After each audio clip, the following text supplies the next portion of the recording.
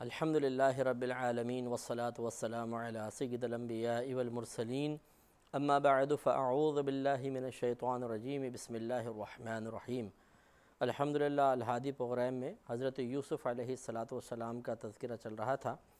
اور جو ہمیں مسلسل دیکھ رہے ہیں وہ جانتے ہیں کہ یہ سورہ یوسف کی آیت نمبر 3-4 سے ہم نے آغاز کیا، اور اس میں اللہ تبارک و تعالیٰ نے یہاں سے ایک طویل واقعہ جو حضرت یوسف علیہ السلام سے متعلق ہے بیان فرمایا ہے،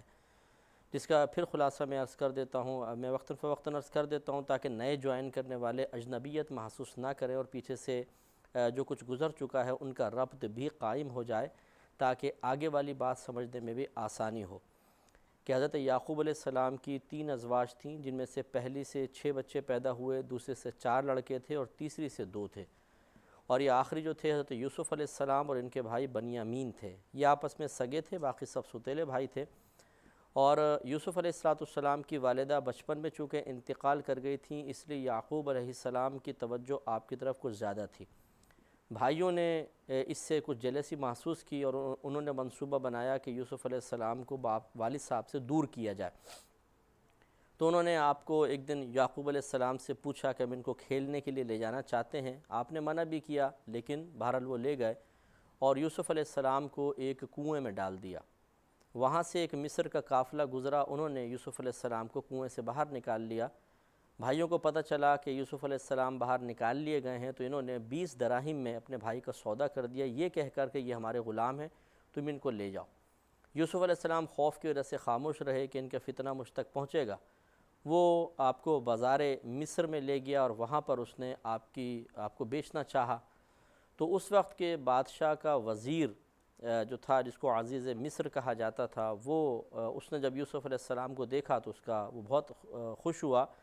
کیونکہ آپ ذہین و فطین بھی نظر آ رہے تھے اور خوبصورت تو بے انتہا تھے، اور اس نے آپ کے وزن کے برابر سونا، وزن کے برابر چاندی، اتنا ہی ریشم اور کچھ اور چیزیں بھی دے کر آپ کو خرید لیا، گھر لے گیا۔ اس وقت حضرت یوسف علیہ السلام کی عمر مبارکہ ایک روایت کے مطابق 13 سال، ایک روایت کے مطابق 17 سال تھی۔ تو اس کی زوجہ زلیخا تھیں، وہ بھی ایک حسین خاتون تھیں، اور ان کے ہاں کوئی اولاد نہیں تھی۔ تو عزیز مصر نے زلیخا سے کہا کہ میں چاہتا ہوں کہ اس کو اپنے پاس رکھوں، اور اس کو ہم اپنی اولاد بنا لیں گے، اور پھر آئندہ چل کے جب تھوڑا بڑا ہو جائے گا تو دیگر کاموں میں اس سے نفع حاصل کریں گے۔ زلیخا بھی مان گئی، اور پھر حضرت یوسف علیہ السلام اس گھر میں گزارا فرماتے رہے، اس میں رہتے رہے، حتیٰ کہ آپ بڑے ہو گئے۔ بعض نے لکھا ہے کہ 20 سال کے ہو گئے، بعض نے کہا کہ 30 سال آپ کی عمر مبارکہ ہو گئی تھی۔ تو خوبصورتی تو پہلے ہی تھی، پھر جوانی اور آپ پر آئی، تو زلیخا کا دل آپ کی طرف مائل ہو گیا۔ تو اس کے محل کے 7 دروازے تھے، اس طرح 7 حصے تھے، جن میں ہر ایک حصے کے باہر ایک دروازہ تھا۔ یوسف علیہ السلام سب سے آخری حصے میں تھے، تو اس نے خوب بناؤ سنگار کیا، انہیں زلیخا نے، اور وہ تمام دروازوں کو تالے لگاتے ہوئی وہ اس آخری کمرے میں داخل ہوئی اور آپ کو گناہ کی پیشکش کی۔ حضرت یوسف علیہ السلام نے بعطائے الہی الحمدللہ اس گناہ سے اپنے آپ کو بچایا، اور جب وہ زلیخا نے دست درازی کی کوشش کی، آگے بڑھنے کی کوشش کی، تو آپ وہاں سے بھاگے، اور یہ آپ کا ایک معجزہ تھا، اللہ تبارک و تعالی کی طرف سے بہت بڑا کرم تھا کہ جس دروازے کے پاس آپ پہنچتے تھے اس کا تالا خود بخود کھل جاتا تھا، اور وہ دروازہ بھی کھل جاتا۔ اب آگے آگے آپ تھے اور پیچھے پیچھے زلیخا بھاگیں، اور انہوں نے آپ کے کرتے کو پکڑا، جس سے کرتا تھوڑا سا پھٹ گیا،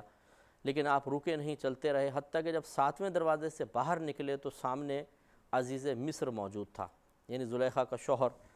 تو اب یوسف علیہ السلام اچانک گھبرا گئے، تو زلیخا نے فوراً غلط بیانی سے کام لیتے ہوئے کہا کہ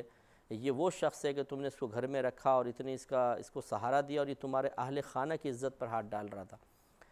یوسف علیہ السلام نے جواب میں ارشاد فرمایا کہ یہ میرا قصور نہیں ہے، میں نے نہیں کیا بلکہ انہوں نے کیا ہے۔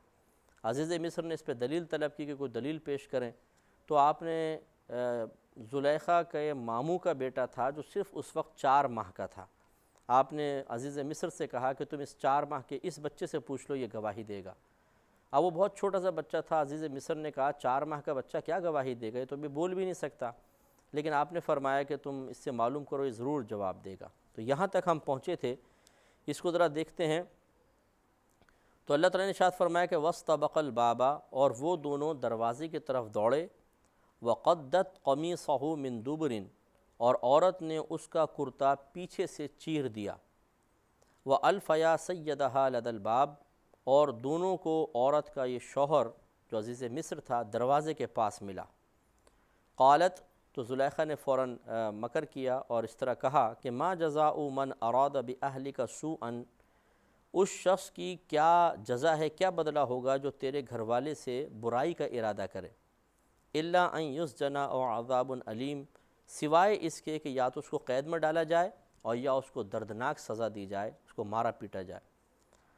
قالا، تو حضرت یوسف علیہ السلام نے ارشاد فرمایا، اب آپ نے بھی اپنی صفائی پیش کی کہ ہیا راودتنی عن نفسی، اس نے مجھے اپنے آپ سے لبھایا تاکہ میں اپنی حفاظت نہ کر سکوں۔ وشہد شاہد من اہلہا، اور عورت کے گھر والوں میں سے ایک گواہ نے گواہی دی۔ یہ وہی ہوا، بیچ میں ذکر نہیں کیا گیا کہ آپ نے ارشاد فرمایا بچے سے پوچھو، تو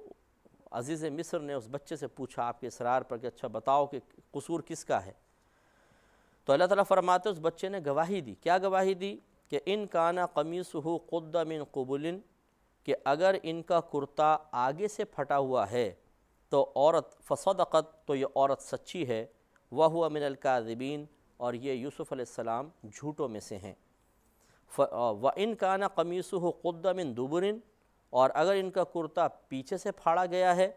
فَكَذَبَتْ، تو پھر یہ تمہاری بیوی جھوٹی ہے، وَهُوَ مِنَ الصَّادِقِينَ، اور یہ یوسف علیہ السلام سچوں میں سے ہیں۔ اب آپ دیکھیے چھوٹا سا بچہ،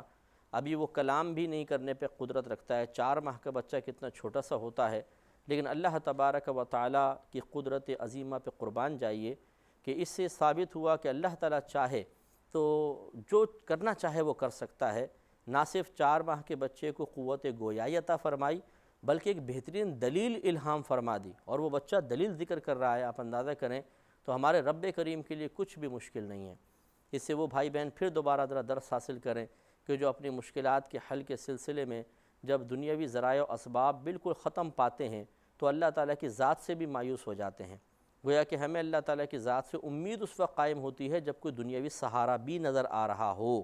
ورنہ براہ راست اللہ تعالیٰ سے امیدیں قائم رکھنے کے لیے ہم تیار نہیں ہوتے۔ اگر کسی نے ہم سے وعدہ کیا ہے کہ ٹھیک ہے چلے کل آ جانا، میں آپ کی کوئی نوکری کا کرتا ہوں، کل آ جانا میں تھوڑا سا آپ کو کام کروا دیتا ہوں، تو ہمیں ایک اللہ سے امید بندھ جاتی ہے، اور ہم اللہ کا شکر بھی ادا کر لیتے ہیں اور کہتے ہیں کہ اللہ نے کرم فرما دیا۔ حالانکہ ہماری توجہ حقیقتاً اللہ کی طرف نہیں ہوتی، اصل میں ان وعدوں پر ہوتی ہے، ان باتوں پر ہوتی ہے جو کسی مخلوق نے ہمارے ساتھ کی تھیں۔ یہی وجہ ہے کہ اگر ایسا کوئی بھی وعدہ وغیرہ نہ ہو، اب براہ راست چونکہ اللہ تعالیٰ کی ذات کی طرف توجہ کی ضرورت ہے اور اللہ پہ کامل توکل و بھروسے کا اظہار ہونا چاہیے، اس میں ہم چاروں شانے چیت ہو جاتے ہیں، اور بعض اوقات تو ہماری زبان سے نکلتا ہے یار کیسے ہمارا یہ کام ہوگا، کوئی ذریعہ نظر نہیں آ رہا، کوئی اسباب نظر نہیں آ رہے، کوئی قرضہ دینے کے لیے تیار نہیں ہے، کیسے ہمارا کام ہوگا۔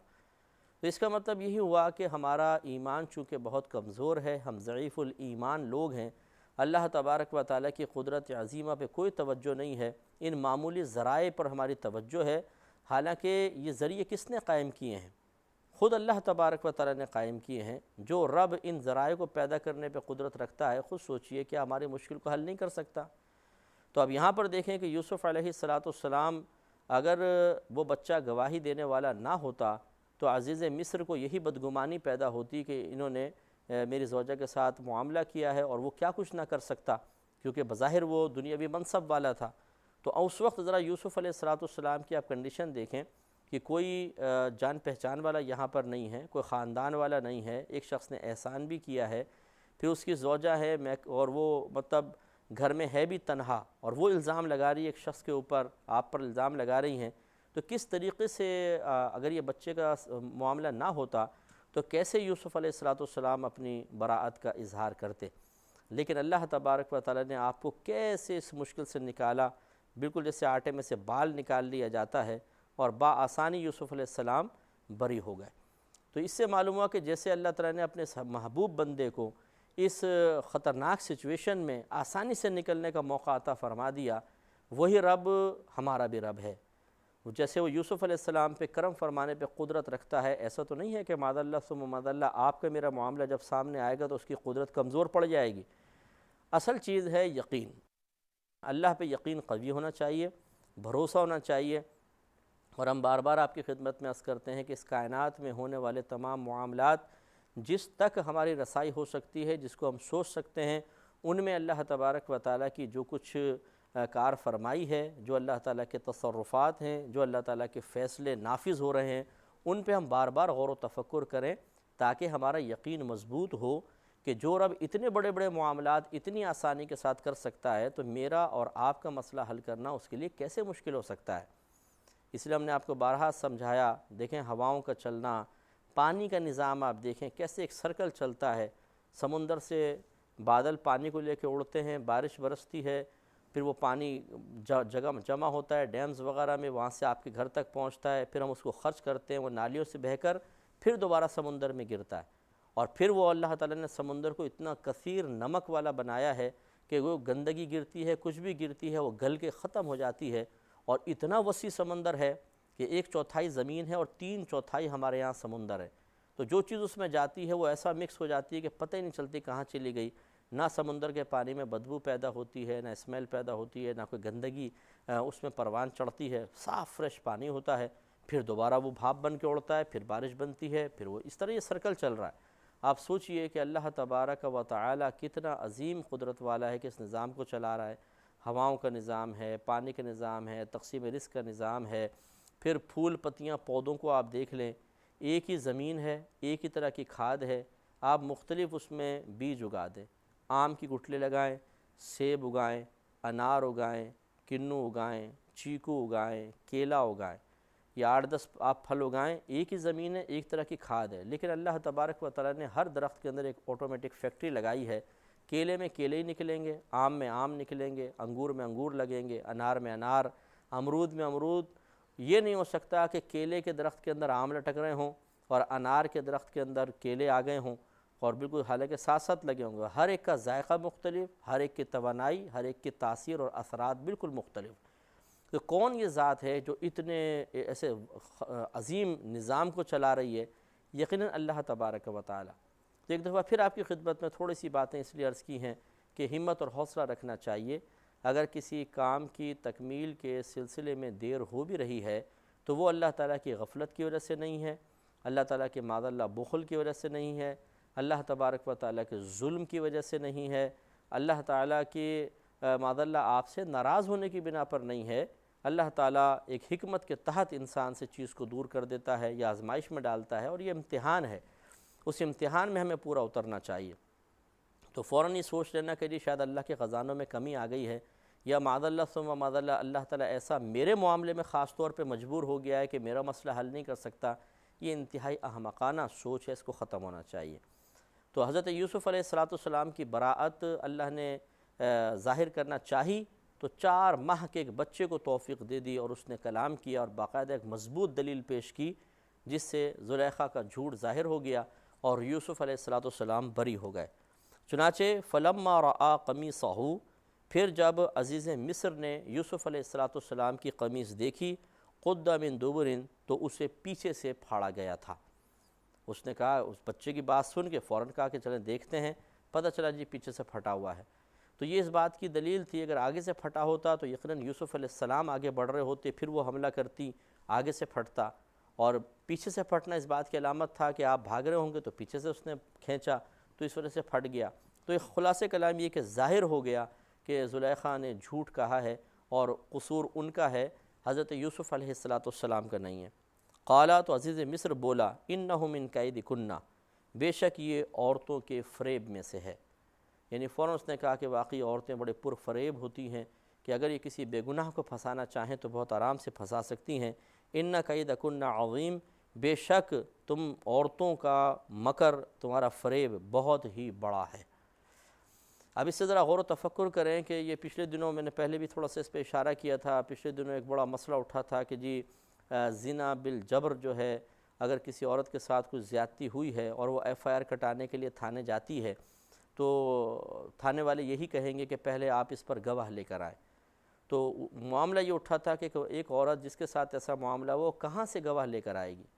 گویا کہ ان کا کہنے کا مطلب یہ تھا کہ بس عورت آ کے کسی کے خلاف بھی بولے تو تھانے والوں کو چاہیے فوراً ایف آئی آر کاٹ دیں کیونکہ وہ عورت مظلومہ ہے۔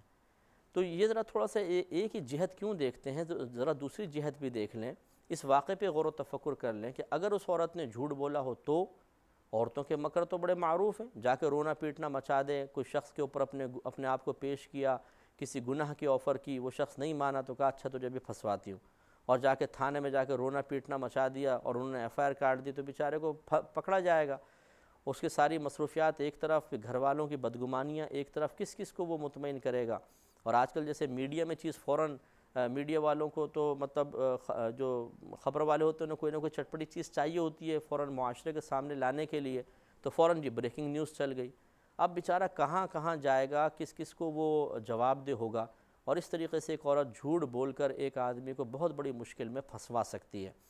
تو لہٰذا جہاں عورت مظلومہ ہے وہیں پر عورت مکارہ بھی ہے۔ میری جو بہنیں سن رہی ہیں وہ برا نہ مانیں، یہ آپ خود بھی مطلب یہ کہ اپنے گھر میں ہی دیکھ لیجئے، جو بہو ہیں وہ کہتی ہیں ہماری ساس بڑی مکار عورت ہے، اپنے بیٹے کو ایسا بہکاتی ہے کہ میرے خلاف ہو جاتا ہے۔ اسی طرح جو میرے شوہر کی بہنیں ہیں وہ بڑی مکار ہیں، بہت خطرناک ہیں، اپنے بھائی کے کان بھرتی رہتی ہیں اور میرے خلاف سب کو کر رکھا ہے۔ اسی طرح ساس بھی یہ کہتی نظر آتی ہے اور نندیں بھی یہ کہتی نظر آتی ہیں کہ جی ہماری بھابھی جو ہیں، اور ساس کہتی ہے جو میری بہو ہے بڑی مکار عورت ہے، اس نے جیسے میرا بیٹا آیا اسے اپنے قابو میں کر لیا۔ تو معذرت کے ساتھ یہ تو آپ کی ہم جنسی ایک دوسرے کے اوپر یہ الزام لگاتی ہیں کہ جی عورتیں جو ہیں وہ بہت خطرناک ہوتی ہیں۔ تو بہرحال کوئی بہن برا نہ مانے، لیکن صحیح یہ ہے کہ اس طرح کی خواتین اگر کوئی آ کے الزام لگائے، جب تک اس کے قول کی سچائی ظاہر نہ ہو کیسے کہہ سکتے ہیں کہ واقعی عورت مظلومہ ہے؟ لہٰذا شریعت کا قانون بہت اچھا ہے، اگر وہ عورت گواہ پیش کر دے گی تو ایف آئی آر کر سکتی ہے، ورنہ نہیں کر سکتی ہے۔ اب جو یہ مطالبہ کر رہے تھے یا کر رہے ہیں کہ بھئی عورت کے لیے بس وہ مظلومہ ہے، ایف آئی آر کٹنی چاہیے، اگر وہی عورت آپ کے بھائی پہ الزام لگا دے، آپ کے والد پہ الزام لگا دے، آپ کے بیٹے پہ الزام لگا دے تو کیا ہوگا؟ اس وقت تو پھر فوراً آپ کہیں گے کہ اچھا نہیں پہلے گواہ لے کر آؤ، ہمارا بھائی تو ایسا ہو ہی نہیں سکتا، ہمارے والد تو ایسے ہو ہی نہیں سکتے، ہمارا بیٹا تو ایسا کر ہی نہیں سکتا ہے۔ تو کیوں؟ اب آپ کو بھائی سے ہمدردی ہوگی، اب عورت سے ہمدردی نہیں رہی۔ اس لیے شریعت کی بات ماننے میں ہی عافیت ہے۔ اس پوائنٹ پر آ کے دوبارہ اس بات پہ غور و تفکر کریں تو عزیز مصر نے بالکل بروقت اور بالکل صحیح کہا کہ انہ من کیدکن، کہ بے شک یہ تمہارے مکر میں سے ہے، اور ان کیدکن عظیم، بے شک تمہارا مکر بہت ہی بڑا ہے۔ انشاءاللہ اس پہ مزید کلام